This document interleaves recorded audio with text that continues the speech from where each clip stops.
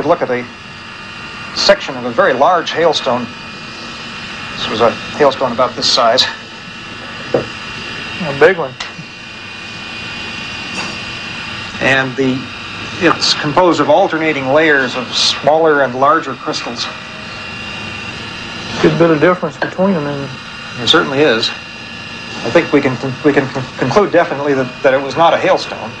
In the case of a hailstone, we know the basic growth mechanism. This is a rather large hailstone that fell last summer, summer of 1979, in Fort Collins, a few miles to the north. Stones of this size fall at about 100 miles an hour, and a basketball-sized piece of ice like the Timberville fall probably fell at something like 125 or 150 miles an hour. So what basically would be your final opinion of the Timberville ice fall? Basically, from the evidence of the ice itself, the conclusion has to be that we just don't know. Some mysterious pieces of ice have been analyzed, and people find tea leaves in them and things like that, and that can prove that it does come out of an airplane. In this case, you're left without any positive evidence of any specific origin. Now, there may be something of real scientific importance behind this. Of course, we know that ice can fall from aircraft. It can form on the wings. It can come, regrettably, from faulty toilets. So, what's important are the reports of ice falls long before the era of aircraft. For example, in 1847, a block of ice 20 feet in circumference fell on Scotland. It landed on Mr. Moffat's farm in Ayrshire. The Scotsman newspaper said, "It is a most fortunate circumstance that it did not fall on Mr. Moffat's house, or it would have crushed it." I think it very significant that some of these ice falls are accompanied by loud explosions, just like the re-entry bangs of our own returning spacecraft. Now, we know that iron meteorites fall on Earth, although it took science a long time to accept this. We also believe there's a great deal of ice out in the solar system, in the rings of Saturn, in the cores of comets. So perhaps some of these falls are due to literally cosmic ice. Yet there are other falls reported by apparently impeccable eyewitnesses, for which I'm completely unable to give any rational explanation. Your guess is as good as mine. On Sunday, March the 13th, 1977, Mr. Alfred Wilson Osborne, chess correspondent for the Bristol Evening Post, left the Westbury Park Methodist Church to walk home with his wife. Their journey took them past a car showroom. When we reached this point, there was a click, and I thought that I'd lost a button in my coat. Looking around, we found they were in the middle of a shower of hazelnuts coming from the sky. And they were dropping on the cars, falling in the gutter, and I should think there would be as many as we saw, about 350 of them. We had no idea at all where all these hazelnuts were coming from. We picked up quite a few of them, and took them home as souvenirs. We cracked some of them open. They were quite fresh and sweet and nice. The sky was blue, and there was one small cloud there, but there was no aeroplanes or anything like that about for them to come down from there. So we went home, still puzzling over this.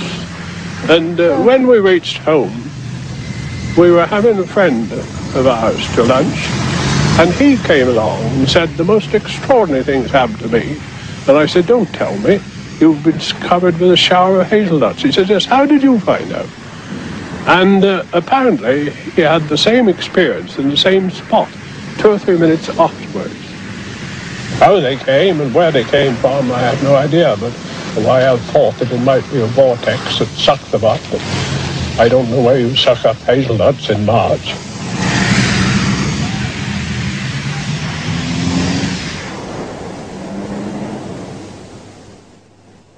Further nutritious cascades have descended on South Mill Road in Southampton. The recipients, one wintry day, Mr. Roland Moody and his neighbours.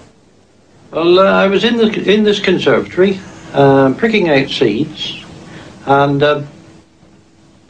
I heard this whooshing sound, which was on the glass above me, and I didn't take a lot of notice of it, but About 3/4 of an hour afterwards, it had done it again, and I looked up and found the whole of the glass above me covered in, we found out afterwards, mustard and cress seed.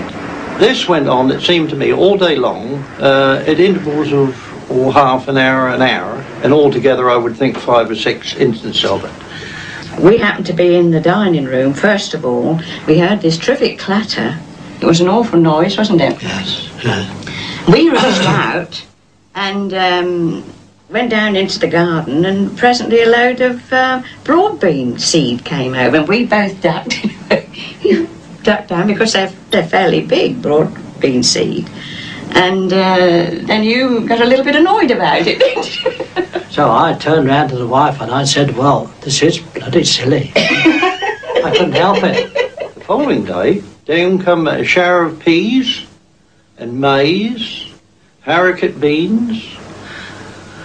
By then, of course, we were all getting rather excited about it. It was still snowing, it was still gusting, and we couldn't make head or tail of it. I was on the telephone one day, which is situated near the front door, and my son came along and opened the front door for some reason, and a shower of broad beans came through. I should think dozens and dozens of them, and really quite startled me, because I gave a little cry, and my friend on the other end of the phone said to me, "What's the matter?" And I said, "Oh, I've just been hit by a lot of beans." So it was quite a giggle from her point of view. Anyway, she came round, and she was there when it happened again, and said that she wouldn't have believed it if she hadn't have seen it. And there were literally dozens of them littering the carpet. And this sort of went on, well, all day long, right up until 8 o'clock in the evening. And several visitors came to my door and were hit on the back of the head. I was hit on the head, and they really hurt. They stung. They came with such force. And I suppose altogether we must have collected some 10 pound in weight of seeds. It was almost unbelievable. The beans grew, the peas grew, yes. Well, everything in fact grew, and I believe Mrs. Gale has already sent some up the Midlands, and they've made a very good crop.